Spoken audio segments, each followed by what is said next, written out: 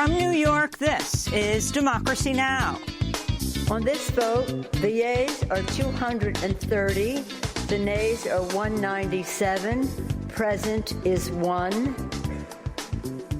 Article 1 is adopted. The House of Representatives impeaches President Trump, making him only the third president to be formally charged with high crimes and misdemeanors under the Constitution.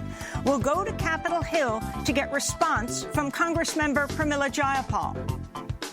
Founders entrusted us with the awesome responsibility of protecting our democracy, which gets its power not from the bloodlines of monarchs, but from the votes of we the people. And so today, to uphold my oath to Constitution and country, I will vote to impeach Donald J. Trump.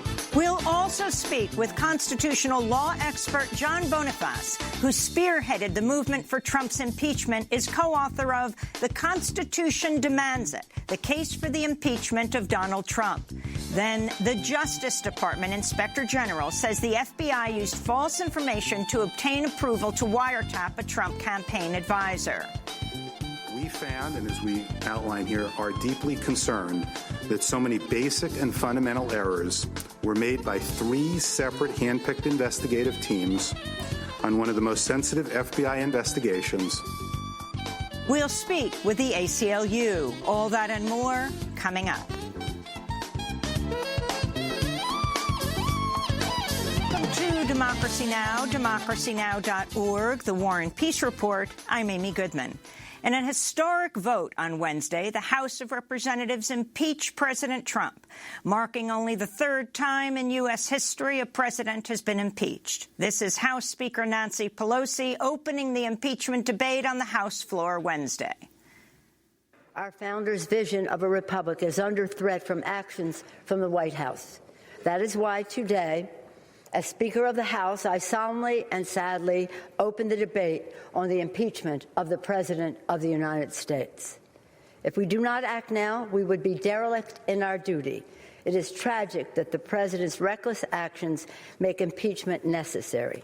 He gave us no choice. Lawmakers voted 230 to 197 in favor of the first article of impeachment against Trump, abuse of power. They voted 229 to 198 in favor of the second article of impeachment against the president, obstruction of Congress. The 2 articles center on how President Trump withheld military aid from Ukraine to pressure the Ukrainian president to investigate Trump's political rival, Joe Biden, and then how Trump tried to cover up his actions. Following the votes, House Speaker Nancy Pelosi said she would hold the articles back from being sent to the Senate until Democrats were convinced the Senate trial would be fair. Senate Majority Leader Republican Mitch McConnell has said he is not an impartial juror and that he would closely coordinate a Senate impeachment trial with the White House counsel's office, leading Democrats to accuse McConnell of trying to preside over a sham trial. We'll have more on the historic impeachment vote after headlines. On the same day as the impeachment vote, President Trump gave his longest rally speech to date in Battle Creek, Michigan. He lashed out at Democrats, the impeachment proceedings, the FBI, and the late Michigan Congressmember John Dingell, whose wife, Congresswoman Debbie Dingell, voted for Trump's impeachment Wednesday. This is Trump speaking about how Congresswoman Dingell called him to thank him for honoring her husband after his death. She calls me up. It's the nicest thing that's ever happened. Thank you so much. John would be so thrilled. He's looking down. He'd be so thrilled. Thank you so much, sir. I said, that's okay. Don't worry about it. Maybe he's looking up. I don't know. The late Congressman John Dingell was the longest-serving member of Congress in U.S. history, and he served in World War II. While the rest of Capitol Hill was focused on impeachment, Senate Majority Leader Mitch McConnell pushed through 11 federal district judge nominations. McConnell's deal with Democrats to expedite the nominations of the judges is part of the Trump administration's sweeping effort to reshape the judicial system, pushing courts to the right. Justice Department Inspector General Michael Horowitz says the FBI should have considered halting its surveillance of Trump campaign aide Carter Page during testimony to the Senate Homeland Security and Governmental Affairs Committee Wednesday.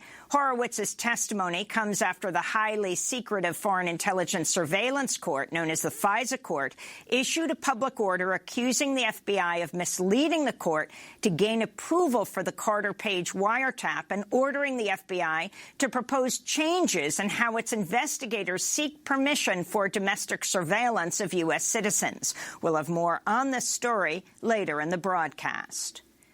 7 Democratic presidential candidates will participate in a televised debate tonight at Loyola Marymount University in Los Angeles. The debate will be co-hosted by PBS NewsHour and Politico and will begin at 8 p.m. Eastern Standard Time. The candidates on stage will be Bernie Sanders, Elizabeth Warren, Joe Biden, Pete Buttigieg, Amy Klobuchar, Tom Steyer, and Andrew Yang. The Democratic National Committee has come under fierce criticism for its debate criteria, which excluded prominent candidates of color, Senator Cory Booker and Julian Castro. Booker and other presidential candidates have signed a letter to DNC Chair Tom Perez urging the DNC to change its qualification criteria for upcoming debates in January and February. Tomorrow on Democracy Now! We'll play highlights of the Los Angeles debate. In New Orleans, a federal appeals court has struck down a central part of the Affordable Care Act, ruling that requiring people to have health insurance is unconstitutional. The appeals court did not invalidate the rest of the law, although the ruling leaves the future of President Obama's signature health care law in limbo. 17 million Americans could lose their health care coverage through the Affordable Care Act if the law is thrown out entirely. In Australia, protesters have set up tents outside the Prime Minister's home to demand urgent action on climate change as Australia recorded its hottest day ever on record.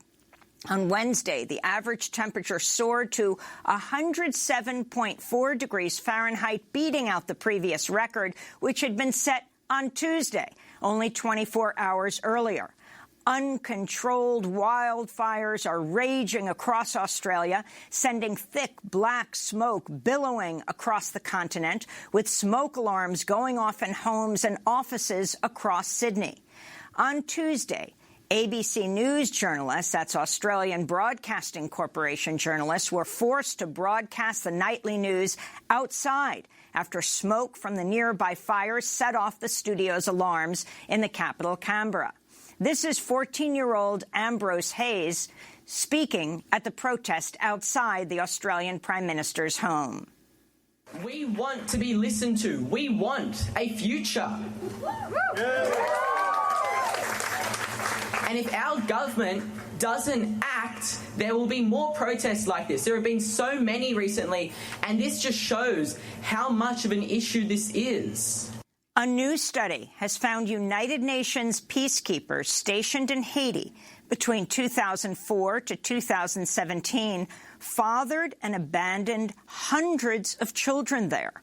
The study's based on interviews with over 2,000 Haitians who live near the UN peacekeepers' bases and who spoke about the sexual exploitation and abuse of Haitian women and girls as young as 11 years old.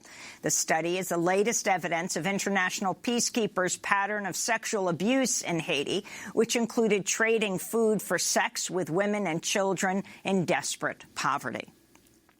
In the Democratic Republic of Congo, families are suing some of the world's biggest tech companies after their children were killed or injured working in the country's cobalt mines. The lawsuit accuses Apple, Google, Microsoft, Tesla, and others of knowing that the cobalt used in their products could be linked to child labor.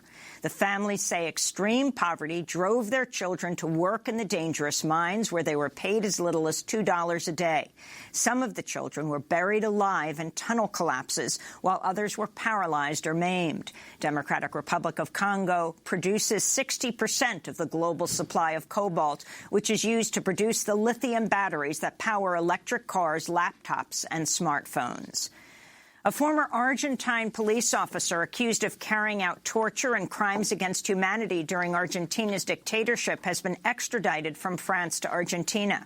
Mario Sandoval lived in France for more than 30 years, where he lectured at the New Sorbonne University. He was finally extradited Monday, more than a decade after his role in Argentina's brutal dictatorship was revealed by an investigation in the Argentine newspaper Página 12, or Page 12. The Committee to Protect Journalists says at least 25 journalists were killed in 2019, and over 250 are in jail in relation to their work in countries around the world. The deadliest countries for journalists in 2019 were Syria and Mexico. The biggest jailer of journalists are China, Turkey, Saudi Arabia, and Egypt. In Bolivia, prosecutors have issued an arrest warrant for longtime Bolivian President Evo Morales, accusing the ousted leader of sedition and terrorism. Morales was forced to leave Bolivia after being ousted in what he and many others describe as a military coup. Morales says he has a right to return to Bolivia and help his movement towards Socialism Party campaign in upcoming elections. This is Morales speaking from Argentina. They need to let me enter Bolivia. I'm not a candidate. I won't be a candidate in these elections, but I have a right to participate in politics like any politician. Back in the United States, the Supreme Court has upheld protections for people who sleep or camp outdoors after refusing to hear a case over whether cities could criminalize homelessness. The Supreme Court's refusal to hear the case leaves in place an appeals court ruling that says the Constitution does not allow cities to prosecute people for sleeping or camping outside unless the city provides shelter for every single unhoused person in their jurisdiction. The legal decision comes as soaring rents and deepening economic inequality have led homelessness rates to soar in some U.S. cities. To see our full report on homelessness in San Francisco, California, go to democracynow.org. In news on voting rights, New Jersey Governor Phil Murphy has signed legislation to restore voting rights to more than 80,000 residents on probation or parole. The measure will take effect in March. Meanwhile, in Georgia, officials have removed more than 300,000 registered voters from the rolls. Georgia officials say the voters were inactive and that the move is part of a routine maintenance. But voting rights activists say the purge only 3 months before Georgia's primary election is undemocratic and part of a longer history of voter suppression in Georgia.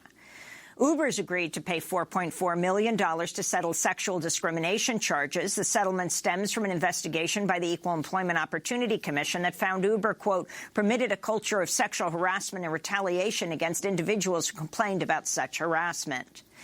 The video surveillance footage of serial pedophile Jeffrey Epstein's first reported suicide attempt in July is reportedly missing. Prosecutors say the missing video of the area around Epstein's jail cell inside the Manhattan Correctional Center on July 23rd cannot be located. Authorities have brought separate criminal charges against 2 prison guards who were on duty in August on the night Epstein reportedly hung himself. And in Wisconsin, a teenager is facing life in prison after she confessed to killing a 34-year-old man who she says raped her and trafficked her for sex. Randy Villar began sexually abusing Crystal Kaiser when she was 16 years old. He filmed the abuse. In February 2018, Villar was arrested on charges of child sexual assault, but he was then released without bail. Villar, who is white, remained free despite police having evidence he was sexually abusing a dozen black girls. In June 2018, Crystal killed him after she says he attacked her when she refused to have sex with him. Crystal is now facing charges of first-degree intentional homicide, which carries a mandatory life sentence in Wisconsin. And those are some of the headlines. This is Democracy Now!, democracynow.org, The War and Peace Report. I'm Amy Goodman. And I'm Nermeen Sheikh. Welcome to our listeners and viewers around the country and around the world. In a historic vote Wednesday, the House of Representatives impeached President Trump, marking only the 3rd time in U.S. history that a president has been impeached. This is House Speaker Nancy Pelosi. On this vote, the yeas are 230, the nays are 197, present is 1. Article 1 is adopted. In a vote of 230 to 197, the House passed the first article of impeachment that accuses Trump of abuse of power. The House also approved the second article that charges him with obstructing Congress by refusing to cooperate with the impeachment investigation. The vote split along party lines after a debate that lasted the entire day as Congress members from both parties argued their case. This is Democratic Congressmember John Lewis of Georgia. Today, this day, we didn't ask for this. This is a sad day. It is not a day of joy. Our nation is founded on the principle that we do not have kings, we have presidents. And the Constitution is our compasses. When you see something that is not right, not just, not fair, you have a moral obligation to say something, to do something. Our children and their children will ask us, what did you do? What did you say?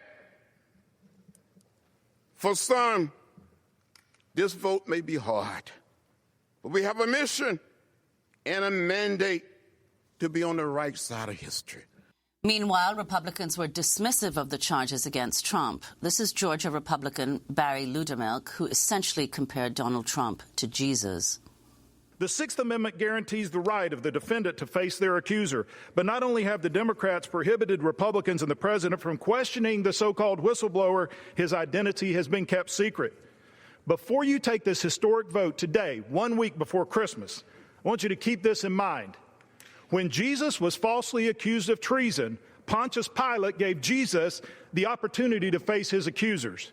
During that sham trial, Pontius Pilate afforded more rights to Jesus than the Democrats have afforded this president in this process. Following the votes, House Speaker Nancy Pelosi said she would hold the articles back from being sent to the Republican-controlled Senate for a trial until Democrats were convinced that trial would be fair. Senate Majority Leader Mitch McConnell has said he is not an impartial juror and that he would closely coordinate the Senate impeachment trial with the White House counsel's office, leading Democrats to accuse McConnell of trying to preside over a sham trial. Meanwhile, President Trump continues to deny any wrongdoing. On the same day as the impeachment vote, Trump gave his longest rally speech to date in Battle Creek, Michigan. He lashed out at Democrats, the impeachment proceedings, the FBI, and the late Michigan Congressman John Dingell, whose wife, Congressmember Debbie Dingell, voted for Trump's impeachment. This is Trump speaking about how Congresswoman Dingell called him to thank him for honoring her husband after his death. She calls me up. It's the nicest thing that's ever happened. Thank you so much. John would be so thrilled. He's looking down. He'd be so thrilled. Thank you so much, sir. I said, that's okay. Don't worry about it. Maybe he's looking up. I don't know. The late Michigan Congressmember John Dingell was the longest-serving member of Congress in U.S. history. His wife, Congresswoman Debbie Dingell, responded on Twitter to Trump, writing, Mr. President, let's set politics aside. My husband earned all his accolades after a lifetime of service. I'm preparing for the first holiday season without the man I love. You brought me down in a way you can never imagine, and your hurtful words just made my healing much harder, she wrote. At least 2 people in the packed arena at Trump's rally were removed after they held up a banner that said, Don the Con, you're fired. Trump also called a heckler a slob and a disgusting person and urged security officers of being politically correct and called on them to be stronger than that as they escorted her out. Get her out of here. You're about to hear the greatest speech you've ever heard, and that's going to be the publicity, because all the fake news back there will say, massive riot. Massive riots. Fake news. Well, for more, we go to Washington, D.C., where we're joined by Congressmember Pramila Jayapal, Democrat from Washington State. First, this is Congressmember Jayapal speaking on the House floor Wednesday. Our founders entrusted us with the awesome responsibility of protecting our democracy, which gets its power not from the bloodlines of monarchs, but from the votes of we the people. And so today, to uphold my oath to Constitution and country, I will vote to impeach Donald J. Trump. Congressmember Pramila Jayapal, Democrat from Washington State, welcome back to Democracy Now! It's the morning after. Your thoughts on this historic day and what this means for the country? This was an important moment for the Constitution, for our country, for accountability, and for defending democracy. And I'm really proud of all of our Democrats, including many of them in tough districts that Trump won, who put country over party and said, if we do not hold this president accountable for his abuses of power, we essentially let democracy die. That's not going to happen on our watch. Amy, it was surreal, though, just sitting in the chamber yesterday, the 18 hours in Judiciary Committee when we marked up the articles of impeachment, the months of testimonies before that, listening to Republicans literally refuse to look at the facts, refuse to acknowledge that this president invited a foreign government to interfere in our elections. Not once, not twice, but 3 times that we know of, Ukraine unfolding right in front of us, and that he himself is the smoking gun. He came onto the White House lawn. He told us exactly what he wanted from President Zelensky of Ukraine. He said, I wanted him to open an investigation into the Bidens. And the idea that he would withhold this critically needed, congressionally approved military aid to Ukraine, very fragile country fighting Russian aggression, desperately needing that aid, is really an affront. And then the final piece, of course, is his unprecedented obstruction of Congress, where, unlike even Nixon, I can't believe we're comparing in a bad way to Nixon, but unlike even Nixon or Clinton, this president refused to allow a single witness, a single document to come to us or to be released to us as we conducted this investigation. So 2 charges that he was impeached on yesterday by the House of Representatives for the 3rd time only in the history of this country. That will be his shame, his stain, his legacy. That will be the first line of every article that's written about him. And I know it bothers him, regardless of what the Senate may do, regardless of whether Senate Republicans actually choose to put country over party, and to think about the effect not just on them, their political districts, their re-elections, or even on this president, but on the future of our democracy. Well, and Representative Jayapal, there was only one Democratic Congress member who happens to be the only Democratic presidential candidate who abstained from the vote for impeachment, Tulsi Gabbard. Could you talk about your response to that? I really think it was not a smart choice for her politically, and I don't know how she could do that. At the same time that she's running for president, if she can't make a decision about whether to vote yes or no on these articles of impeachment, I'm not sure how she intends to make those decisions in the White House. I thought that was disappointing. I like Tulsi Gabbard, but I thought that was very disappointing and, frankly, a cop-out. These votes are votes of courage. They're votes of conscience. And I think that every single one of us, regardless of our districts, regardless of the politics, has to think about the oath that we swore to the Constitution and to the country when we took office. And I don't think people are looking for a present vote at this moment. Well, the explanation she gave, just to be clear, for why she could not vote, she says, for impeachment, she said while she believes that Trump is guilty of wrongdoing, she couldn't vote yes because the process was too partisan and, quote, fueled by tribal animosities that have so gravely divided our country. I know what she said, and I don't want to continue to talk about her decision. I think she has to do that. I can just tell you that I think that this moment calls for us to make a judgment call, a moral call, a call of conscience to what we think is necessary going forward. The idea that it's too partisan, and this is something that Republicans have said as well, I would just say we have to put that on Republicans. To sit there and listen to these Republicans make excuses for this president and his abuse of power, to me, is unconscionable. The bipartisanship in previous impeachments, the breaks of party, have come from the minority party.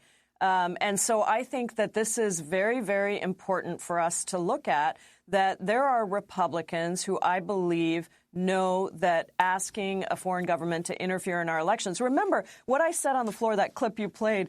We don't derive our power in our democracy through the bloodlines of monarchs. It's through the votes of people. It's through the votes of we, the people, you, me, everybody who's watching right now. And if we are inviting, if the president of the United States is using his office to invite a foreign ally to, or coerce, I should say in this case with Ukraine, to coerce a foreign ally to interfere in our elections, that's undermining our elections. And we have a lot of work to do to make sure our elections are free and fair in this country. But inviting a foreign ally, coercing a foreign ally, depending on which country we're talking about, to interfere in our elections is absolutely taking away the votes of the people. And then obstructing Congress on top of that is saying, I am above the checks and balances that the framers put into the Constitution. I wanted to go to Texas Democrat Al Green, the first Congress member to call for Trump's impeachment from the House floor in 2017.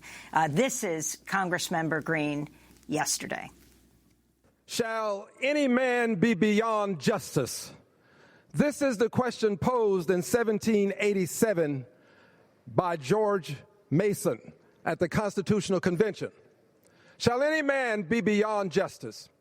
Madam Speaker, if this president is allowed to thwart the efforts of Congress with a legitimate impeachment inquiry, the president will not only be above the law, he will be beyond justice. We cannot allow any person to be beyond justice in this country. In the name of democracy, on behalf of the Republic, and for the sake of the many who are suffering, I will vote to impeach, and I encourage my colleagues to do so as well. That was Texas Democrat Al Green speaking on the House floor, standing next to a large picture of a migrant child weeping next to her mother. On Wednesday, Congressmember Green said he believes Trump can be impeached again if necessary. The president can't contend that I can only be impeached once and therefore I can do whatever I want now and you won't be able to impeach me. That's ridiculous. It's as ridiculous as a lot of the other things that border on inanity that the president continues to wallow in. So yes, this may not be the end of it. I don't say that it is or is not. I do say that the Constitution allows us to impeach a president multiple times if the president commits multiple impeachable acts. So, Congressmember Pramila Jayapal, what do you say to this? I mean, he has been calling, Congressman Green has been calling this for the impeachment of Trump for 2 years, giving many different reasons. Chief among them, and he wrote this letter on December 4th to his fellow Congress members like you and everyone else, saying that he should be impeached for racism, for inciting violence. What about this possibility that Trump could be, I mean, now it's very narrow, these 2 articles of impeachment that the House has just voted on, but that he could be impeached again? Well, it's certainly procedurally possible. I think that what we will see is more and more evidence coming out, not only on this charge, but on other things. We'll see some of the court cases starting to go through around his tax returns, around the emoluments clause, and we intend to continue to have hearings on those things in the Judiciary Committee. I know that the Intel Committee also will likely continue to have some hearings. I think that what you have to look at is the case that we have presented now to the Senate. How do we strengthen that as much as we possibly can? You know, at the end of the day, this president should be removed for abuse of power and obstruction of Congress at a minimum. But if he's removed, he's removed. So we don't need 5 articles to remove him on necessarily. And I think that what we need to focus on is how do we strengthen the case that we have? How do we make that the strongest possible case, the most unity, get some of the Republican senators? I remember hearing Jeff Flake say that if this was a secret ballot in the Senate, there would be 35 Republican senators who would vote against the president. And I would just say that that is That's a stunning statement that people actually believe that the president has done wrong and is corrupt and should be impeached, and yet they're not willing to have the courage to do that because of their own political futures. So, what occurred to me over the last, 8 months, I guess, as I've been involved in all of this, and I've gone back and I've read all the documents around the framers and how they were thinking about the Constitution, and as imperfect as it was, all the fixes to the Constitution that have been fought for and won by a lot of folks of color, a lot of people who were the most vulnerable, the most left out. We've gone soft on what we think it takes to sustain a democracy. We've forgotten that this is not something that is sustained on its own. The Constitution is a connective and protective tissue that has allowed democracy to sustain.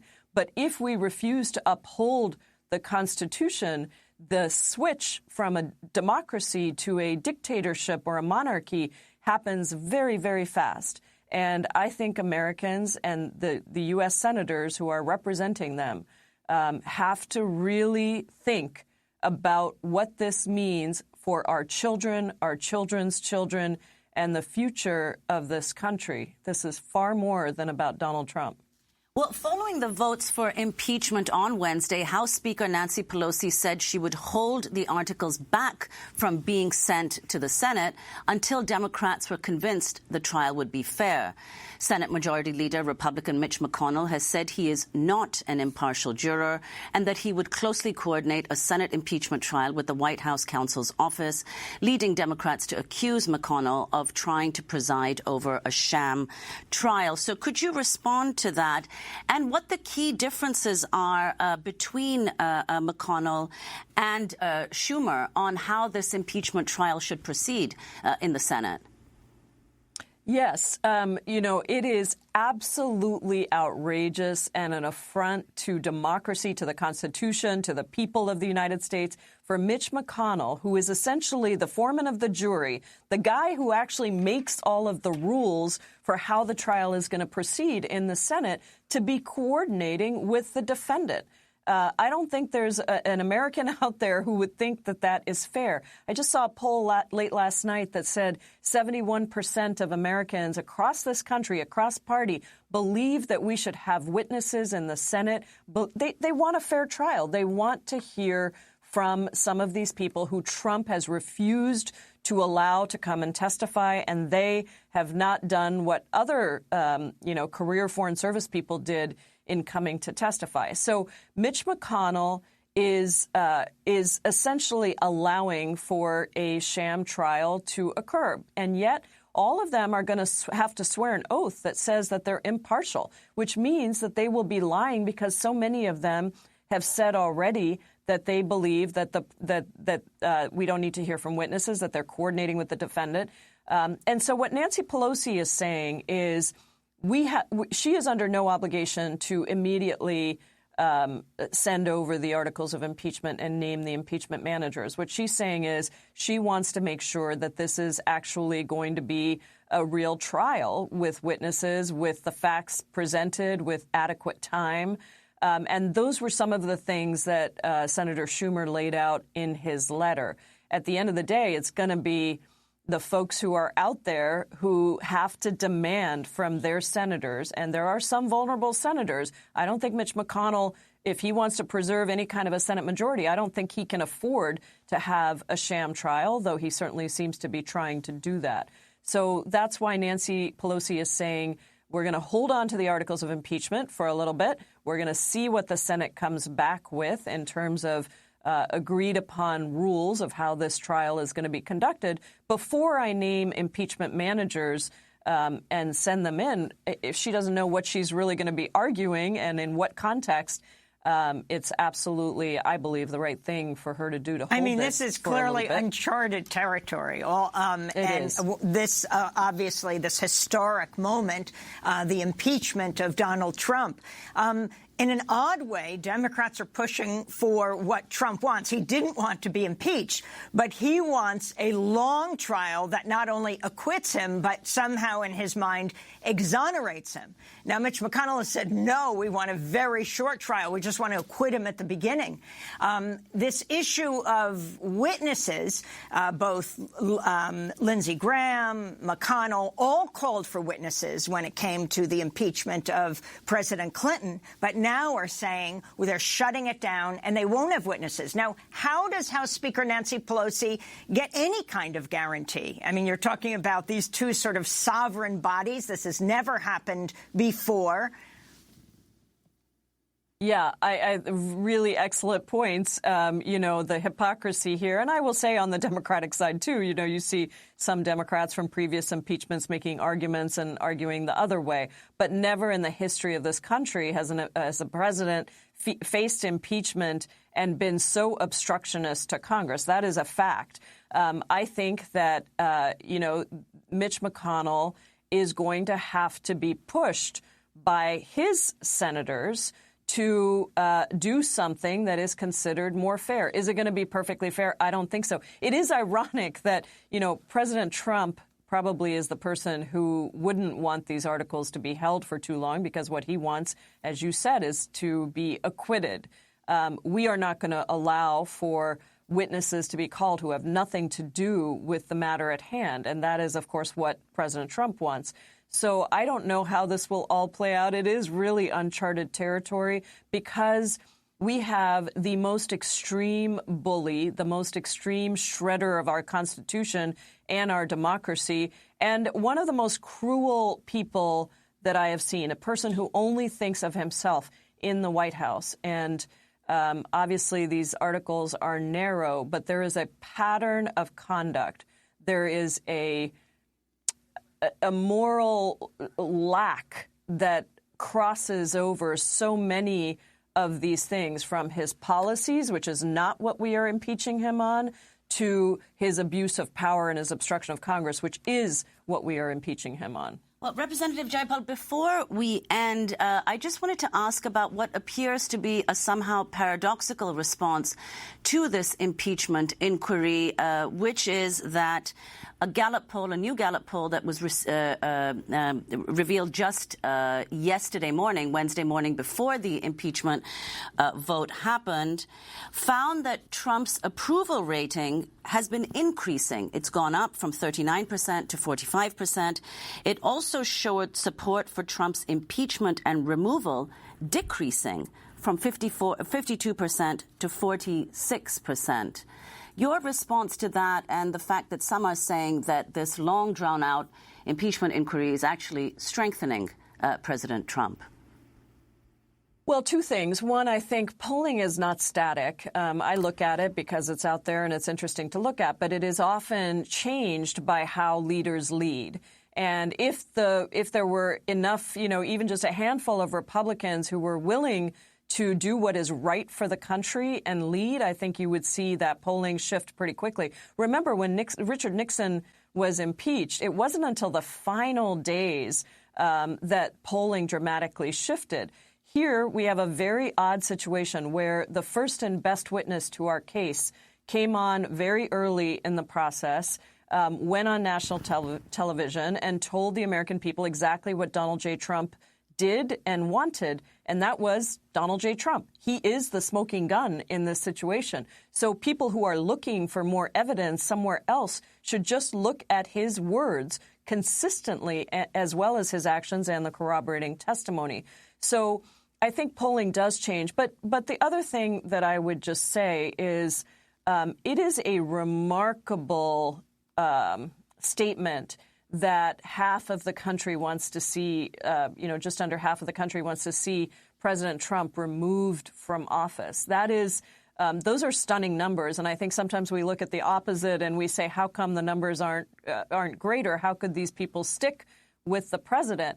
But that is a remarkable number of people who want this president impeached. And remember, in 2018, the American people voted in a House majority of Democrats because they wanted checks and balances. And I think that they are smarter than what Donald Trump gives them credit for. I'm not saying this is going to be easy, whether he's removed or not, if we have to go through a 2020 election because the Senate refuses to be courageous. The reality is that we have to continue to emphasize to the American people that if you don't have checks and balances, you don't have a democracy. If you don't have free and fair elections, you don't have a democracy. So if we want a democracy, we have to be willing to stand up for it. There may need to be people in the streets consistently. You know, I'm an organizer and an activist, and I believe that that matters. We have to hold this president accountable. We want to thank you so much for being with us. Democratic Congressmember Pramila Jayapal speaking to us from Washington, D.C., though she represents Seattle and Washington State. When we come back, we'll continue to look at impeachment with constitutional attorney and political activist John Boniface, who is co-author of a book on the impeachment of Donald Trump. Stay with us.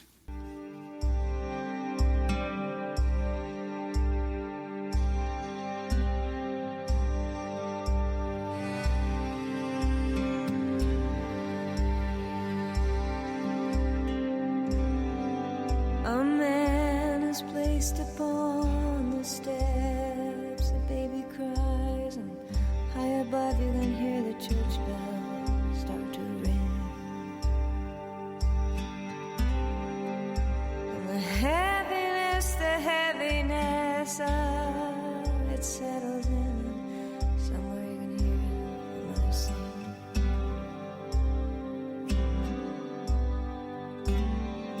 Then it's one foot, then the other, as you step out on the road. You step out on the road. How much weight, how much weight? Then it's how long and how far and how many times.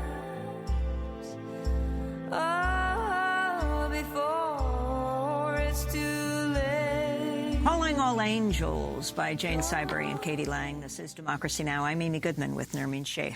In a historic vote Wednesday, the House of Representatives impeached President Trump, marking only the third time in U.S. history that a president has been impeached. By a vote of 230 to 197, the House passed the first article of impeachment that accuses Trump of abuse of power. It also approved the second article that charges him with obstructing Congress by refusing to cooperate with the impeachment investigation. For more, we're joined by John Boniface, who spearheaded the fight for impeachment as co-founder and president of Free Speech for People, attorney and political activist specializing in constitutional law and voting rights, a co-author of The Constitution Demands It, the case for the impeachment of Donald Trump. He's joining us from his home in Amherst, Massachusetts. John, welcome back to Democracy Now! So often when history is told, it is written by those in power. Of course, it's the House that has just impeached President Trump. But you've been part of a movement for years that has been demanding this. Can you respond to what's happened and what you want to see next? Well, thank you, Amy, for having me. We certainly have applauded members of Congress for standing up for our Constitution and our democracy at this critical moment in history, following their oath to preserve and protect the Constitution. But you're right, this is a movement that has led to this moment. Millions of Americans all over the nation who have demanded that their members of Congress do the right thing and stand up to defend our Constitution. We launched our campaign, co-launched it on the day of the inauguration of Donald Trump in January 2017 because of this president's refusal to divest from his business interests all over the world and engaging in treating the Oval Office as a profit-making enterprise at the public expense. He has gone on to commit many other impeachable offenses, and this pattern of abuse of power is why this president must be held accountable. So while we support the articles of impeachment that the House of Representatives has just passed, we also believe it's important to hold this president accountable for all of his high crimes, not just those associated with the Ukraine scandal. Well, John Boniface, there seems to be almost near universal consensus that the Senate will not, in fact, vote to impeach him. So could you talk about what the effect on him and his reputation might be with this long, drawn-out impeachment inquiry? I think, first of all, it's important to set the precedent that no president is above the law, and that this president, this lawless president who has so defied our Constitution and engaged in this pattern of abuse of power, must be held accountable. And that accountability begins with the House of Representatives issuing these articles of impeachment. I do agree that we need to demand a full and fair trial out of the United States Senate, and that we cannot allow the kangaroo court that Mitch McConnell appears to be preparing for. And that demand needs to be made again by we the people. This can't be a bystander process where we watch it on television or listen to it on the radio. We need to participate and be in the streets and demand that our senators do the right thing and be on the right side of history. But even if the Senate does not vote to convict and remove, the precedent that has been set is critically important, that these charges have been issued against this president and that he will be held accountable in history. And, you know, we are facing a dangerous moment right now where we have a lawless president who is so willing to rig the next election, to trample on our Constitution, that we all have to be vigilant. And that starts with demanding that there be a full and fair trial and conviction and removal of this president. So what do you think? You're a constitutional lawyer.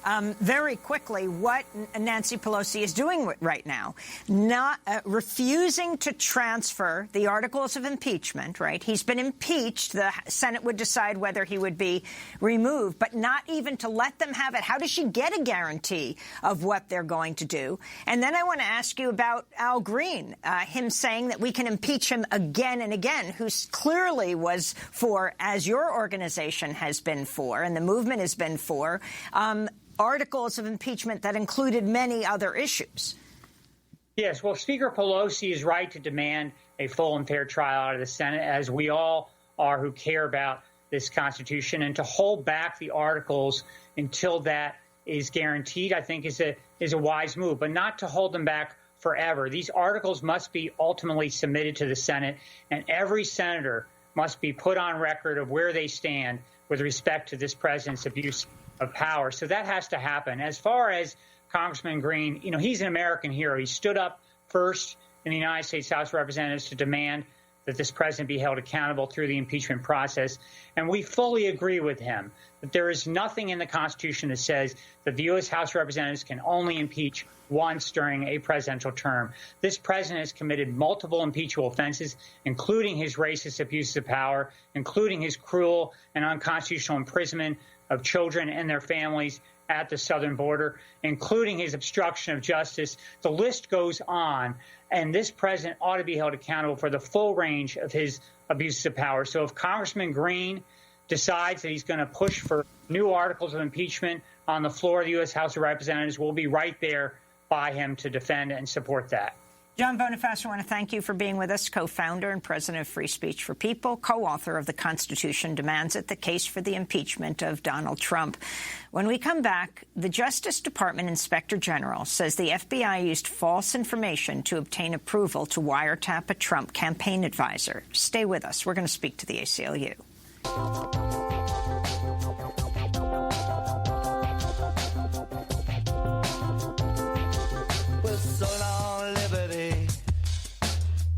Let's forget you didn't show, not in my time, but in our sons and daughters' time. When you get the feeling, call and you got a room. Meantime, we're cutting our hands at the keyboard shop in the streets of fear, forgetting all our best taekwondo moves on a barrel of beer. We're trying to get a signal on a regular FM, do the TTI or CNN. They're sucking the wine right out of the vine, spitting it out again. Grooving, let's cut out of the scene, go grooving. Grooving, let's cut out of the scene, go grooving. Yalla Yalla by Joe Strummer and the Mescaleros. This is Democracy Now!, democracynow.org, The War and Peace Report. I'm Amy Goodman with Nurmit Sheikh. You can put this next story in the category of while you may have been distracted by the historic impeachment that took place yesterday, this also happened in Washington.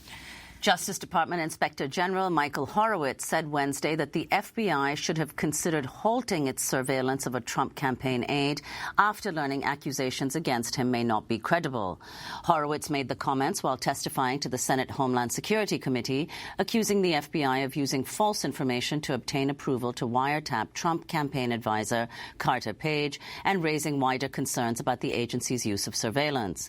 His testimony came a day after the highly secretive Foreign Intelligence Surveillance Court, known as the FISA Court, issued a public order accusing the FBI of misleading the court to gain approval to wiretap Page and ordering the FBI to propose changes in how its investigators seek permission for domestic surveillance of U.S. citizens by January. The court first approved the FBI's wiretapping Page in October 2016 and extended its order 3 times in 2017. This comes a week after the IG, the Inspector General Michael Horowitz, first issued a report finding a series of inaccuracies and omissions in the FBI surveillance application process.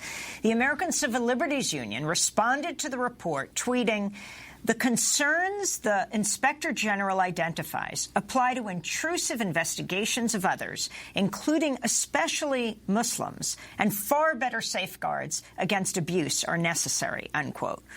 Well, for more, we're joined by Ashley Gorski, staff attorney with the National Security Project at the ACLU. Ashley, thanks so much for joining us again.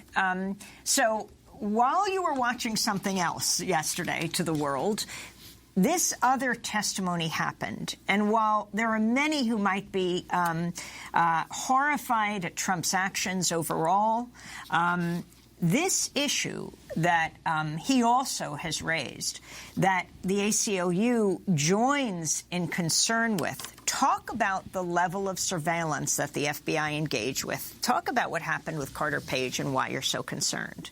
Sure. So the surveillance at issue takes place under the Foreign Intelligence Surveillance Act, and it's an incredibly intrusive form of surveillance with inadequate safeguards. The Horowitz report identified several significant errors and omissions in the FBI's surveillance applications to the secret court that presides over this surveillance, the FISA court. And this is why the ACLU has called for fundamental FISA reform. We've been calling for this reform for decades, but the Horowitz report in many respects illustrates the dangers of this secretive, one-sided process whereby the government applies to the court for surveillance and there's no sufficient adversarial check on the government's surveillance activities. In lay terms, explain what happened to Carter Page and who he is. Sure. So Carter Page was an advisor to the Trump campaign, and he had been on and off the government's radar for several years preceding his involvement with the Trump campaign.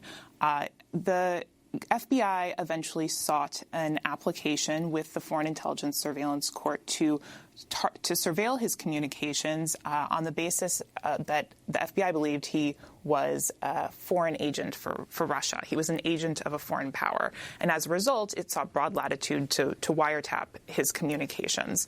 And they did so shortly after he left the Trump campaign. And what do you mean foreign agent? Essentially acting on behalf of Russia. That he was being paid by them. It wouldn't necessarily have to involve payment, but yes, acting on behalf of Russia. Well, the Bureau, the FBI, has said that the conduct detailed in the report is, quote, unacceptable and unrepresentative of the FBI as an institution. Your response, is that your sense? The conduct is certainly unacceptable, but it remains to be seen whether this conduct is actually unrepresentative. And this point bears emphasis. The Carter Page investigation involved an incredibly sensitive surveillance target, an individual who was associated with a presidential campaign. When the stakes were highest, the FBI failed, and it failed repeatedly to ensure that its surveillance application was accurate. And it begs the question, what errors and omissions are lurking in the FBI's surveillance applications in more ordinary cases?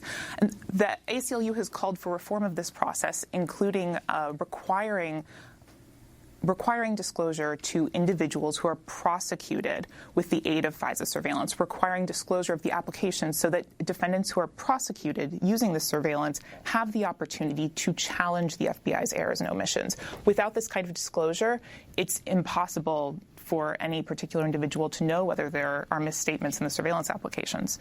James Comey was interviewed by Chris Wallace on Fox, and he said, now he was head of the FBI, I was wrong. I was overconfident in the procedures that the FBI and Justice had built over 20 years. I thought they were robust enough. He's talking about the IG now, the Inspector General. He was right. There was real sloppiness. So explain what he means. I mean, he was in charge. They were applying to the FISA court. And then make it broader than Carter Page. Talk about who usually gets brought before the FISA court, whether they know it or not.